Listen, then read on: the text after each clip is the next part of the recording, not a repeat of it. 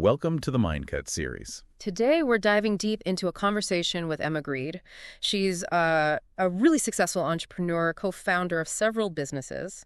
And our mission here is to pull out some core principles, things about business, about personal growth that you can actually use. Yeah, we're looking at those formative moments, the key decisions, and really the mindset that, propelled her forward. We want to get beyond just the story and into the what, why, and how behind what she's achieved. Exactly. So you, the listener, get actionable insights, practical tools maybe. Okay, so let's frame this. What are the big questions we're tackling today? Well, first, what were those early experiences that really set her on this entrepreneurial path? Right. And then what does she see as the absolute critical elements for success in business? And crucially, how can someone cultivate those? Good one. Also, how do you navigate the tough stuff? Self-doubt, hiring headaches, that whole work-life balance thing. How did she handle it? And ultimately, what are the fundamental takeaways? The principles you can apply to your own ambitions. Those are the threads we'll follow. Drawing directly from her experiences, her reflections, it's about finding that actionable core. Great. So let's start at the beginning. Her upbringing in East London comes up a lot. Seems foundational. Absolutely. Growing up the eldest of four sisters there, it really instilled this powerful sense of self-reliance from day one. Like she had to step up. Yeah, she talks about an environment where being resourceful wasn't really a choice, it was just necessary. A real get-it-done atmosphere in her own house. Taking responsibility for her sisters, that kind of thing. Exactly. Making sure they were okay. It seems like that forged this drive to take charge, see things through, like learning to figure it out became second nature. It's amazing how those early challenges shape your whole approach later on. What about her father's absence? How did that play in? Well, it was significant, definitely. But it's interesting, she also points to positive male figures, like her granddad, her uncles who were supportive. Okay, so there was balance there. Maybe. But she also talks pretty openly about being angry, frustrated when she was younger, feeling limited by her circumstances. Really? How does she deal with that? She realized it wasn't helping her, so she actually sought out anger management in her late teens. Wow, that's incredibly proactive. Isn't it? It says a lot about her commitment to self-awareness, to growth, even then. And ultimately, she landed on this really empowering idea of self-responsibility. Meaning she truly believed her ambitions were reachable, but only if she actively went after them. Like she decided, okay, I'm not just going to let life happen to me. That proactive stance is definitely a theme. It really hits home that you're not just stuck with the hand you're dealt. Yeah, and that leads perfectly into this idea of grit. It seems almost like synonymous with Emma Grede. It really does. Yeah. It's defining. She knew she wanted fashion, right? Even without being a designer herself. Exactly. Passion was there, undeniable. But instead of seeing not being a designer as a block, just channeled her energy differently. How so? Into enabling the creative talent, into making things happen logistically, strategically, just sheer force of will. It's a great example of playing to your strengths, finding your unique contribution. She even talks about a recipe to achieve anything, doesn't she? Sounds pretty intense. It is. It basically boils down to 5 things. First, relentless hard work. No surprise there. Okay. Second, meticulous planning. Third, it's really intense focus. Fourth, constant self-improvement. And fifth, crucially, being able to just ignore the noise, the external stuff. Tuning things out. Yeah, like a laser beam. She sees that single-mindedness as a force multiplier. It just amps up everything else. And this ties back to wanting a different life, that visualization thing. It does. That focus was the engine driving her towards goals, like that dream home she pictured. But she's super clear. Visualizing alone is useless, maybe even toxic positivity, as she calls it. Right, you need the action, the hard yards. Absolutely. Yeah. The dream needs the fuel of actually doing stuff. Which brings us to taking initiative. Even small things matter to her. Totally. She tells stories about personally delivering letters early in her career just to make sure they got there. Wow, hands-on. It's a perfect little example of being proactive, going the extra mile, and it links back to that idea of drowning out the noise, both the internal fear and what other people might think. You need that focus. And her decision-making, how does she approach that? It's interesting. She gathers info, listens to people for sure, but ultimately, she trusts her gut, especially when it comes to her customers. Customer intuition. Yeah, she operates on this principle that the customer's perception is their reality. That's a powerful way to think about meeting market needs. You have to connect with that. That empathy, that connection with your audience, it's invaluable. So moving on, she talks about having a personal board of directors. What's that about? Basically, it's having a small, trusted group of people who give you the straight scoop, honest, unfiltered feedback. Like accountability partners, almost. Kind of. For her, her husband Jens is key.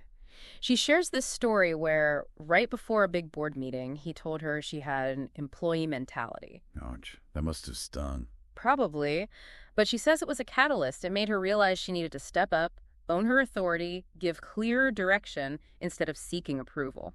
So those tough conversations are vital. Completely. You need people in your corner who aren't afraid to tell you what you need to hear, not just what you want to hear. It's non-negotiable for growth. Makes sense. What about more formal mentorship?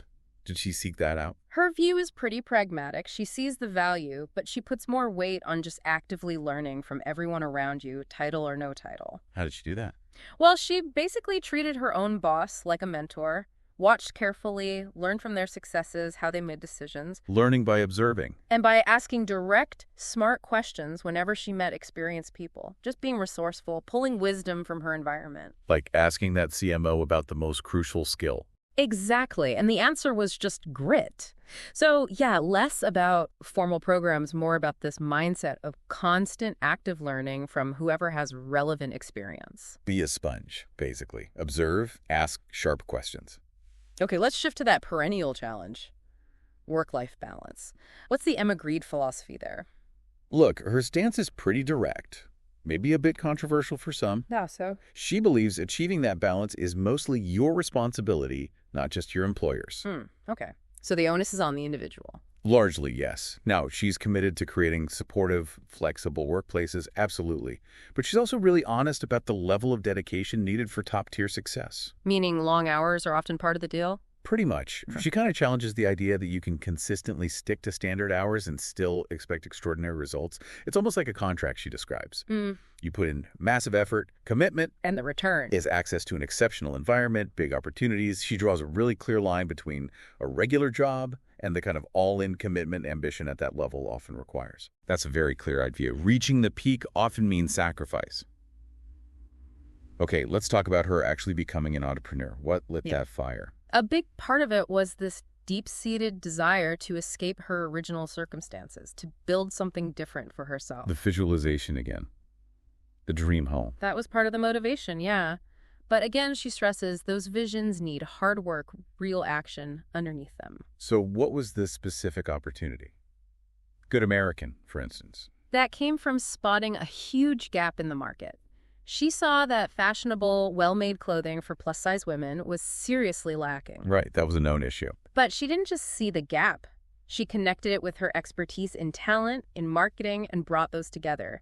It was recognizing a problem and having the skills and drive to build the solution. Identifying the need and leveraging her strengths. How much does intuition play into navigating all that? It's become increasingly important for her, especially as she's gained experience and seen good outcomes from trusting her gut. But how does she know it's intuition and not just excitement? That's the key distinction she makes. She's learned to tell the difference between, a fleeting enthusiasm and a deeper, more grounded conviction based on knowledge and observation. And learning from mistakes helps refine that. Massively. She talks about setbacks, early struggles with her agency, closing the LA office. Those weren't just failures. They were like data points. Teaching her about the market, community. Exactly. Those tough experiences sharpened her instincts, made her intuition more reliable for the next decision. It's intuition informed by experience. Got it. Now, you can't build a business alone. What about her approach to hiring and building teams? Okay, this is crucial. She learned that the people who get you from point A to point B might not be the ones to get you to point C. So letting people go sometimes. Recognizing when that's necessary for progress, yeah. It's tough, but she sees it as a vital leadership skill she had to develop. And when hiring new people, what does she look for? Attitude, first and foremost. That figure-it-out mentality. She believes you can teach skills much easier than you can change someone's core drive or approach. Experience is secondary. Often, yes. She focuses on finding and keeping A players. Define A players in her terms. Highly capable, motivated, self-starters, and importantly, people who attract other talented people. They kind of self-police and raise the bar. And she spends a lot of time on this now? A significant chunk, yeah. She sees a direct line between talent acquisition and the company's success, and selling the vision, the strategy that's key to getting those exceptional people on board, especially early on. That makes sense, creating a culture that attracts the best. What about dealing with things like prejudice or just plain old self-doubt? Well, she absolutely acknowledges prejudice exists, but she made a conscious choice not to let it block her path. Wow. Interestingly, she often felt her different background gave her a unique angle, helped her stand out even. Her self-belief, her internal validation seems incredibly strong. So external bias just had less power. It seems so, Yeah. which ties into her whole not giving of a philosophy. Right. Tell us more about that. It's this high degree of self-assurance, prioritizing her own judgment over what others might think.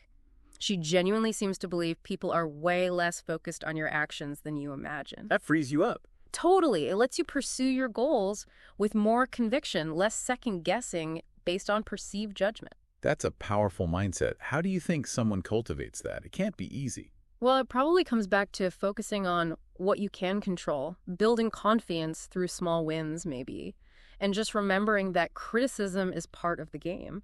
For Emma, it seems rooted in that deep self-belief, built over time by taking action and seeing results. Right. Internal validation over external noise. Okay. Wrapping up, what about her reflections on personal growth, legacy? Some really personal experiences, like her fertility journey, she says, gave her profound perspective, deepened her empathy. And the support system. Crucial. The unwavering support from family, her partner that created a sense of safety, security, which she feels enabled her to take risks, to grow. And her podcast, Aspire, was the driver there. It really seems driven by a mission to scale mentorship, to share her learnings widely. She sees it as a way to potentially create a lasting legacy, inspiring others. So bringing it all together, what are those core business principles distilled from her journey? Okay, number 1, be true to yourself, trust that informed gut instinct. 2, know what you don't know and hire people who complement your skills. 3, learn to take calculated risks. 4, conviction is essential.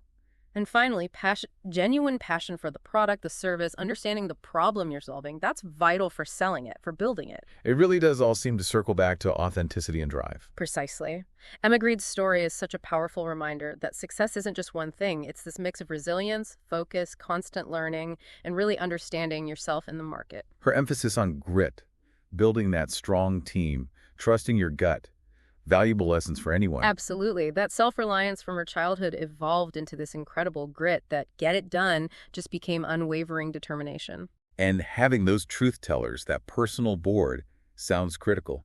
How does that compare to formal mentorship again? Yeah, while formal mentorship has its place, her path highlights learning organically from bosses, asking those sharp questions, building that trusted inner circle who really know you. So we hope this deep dive has given you, the learner, some truly actionable insights, maybe a renewed sense of possibility. Think about these principles as you navigate your own path. Remember, learning and growth, it's ongoing. What really resonates most with you from Emma's story? And maybe ask yourself, what noise do you need to tune out to focus on your own unique drawing? Yeah, this is just the start of the exploration.